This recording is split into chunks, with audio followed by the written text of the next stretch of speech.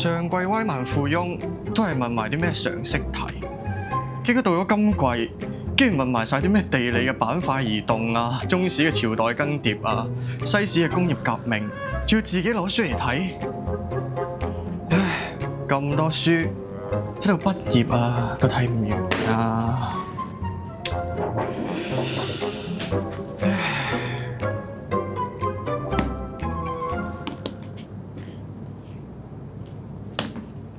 嚇？咩嚟㗎？爛嘅仲要。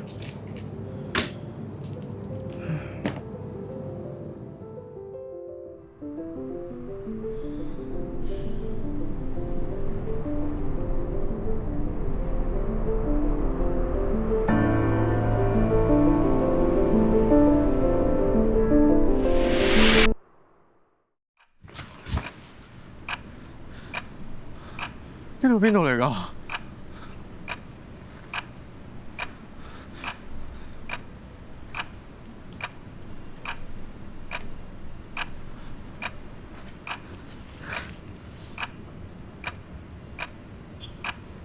原來土造就係根部形成嘅過程。平時喺地理書度見到得嗰幾頁，親身見到係真係會易明啲嘅喎。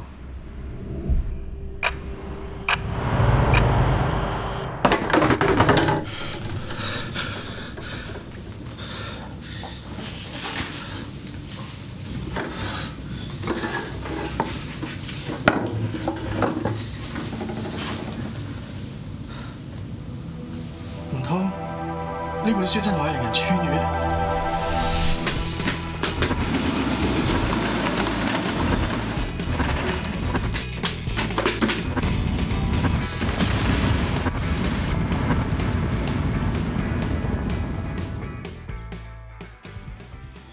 秦國統一六國，點解偏偏係秦國呢？六國聯合都打唔贏佢咩？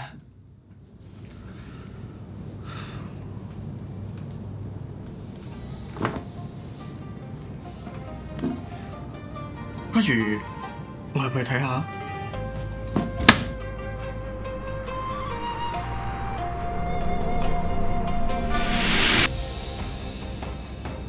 余等寒啊！唔使驚，唔使驚，唔使驚，我係來自後世嘅學生。想請問下，點解秦國可以統一六國嘅？因為勁咯，仲使問嘅？唔係有我哋啲咁勁嘅幫手，邊有可能打得贏啲敵人啊？話你知啊，我以前都係耕田嘅咋，但係就係因為夠勁，殺咗2個敵人，所以先可以做到亭長呢個位啫嘛。但係秦國唔係俾六國圍剿咩？六國家一齊打過嚟又點啊？佢哋咪又係自己顧住自己。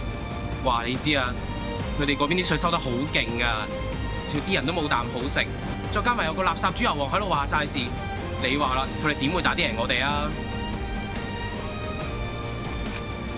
哦，原來係咁，唔該。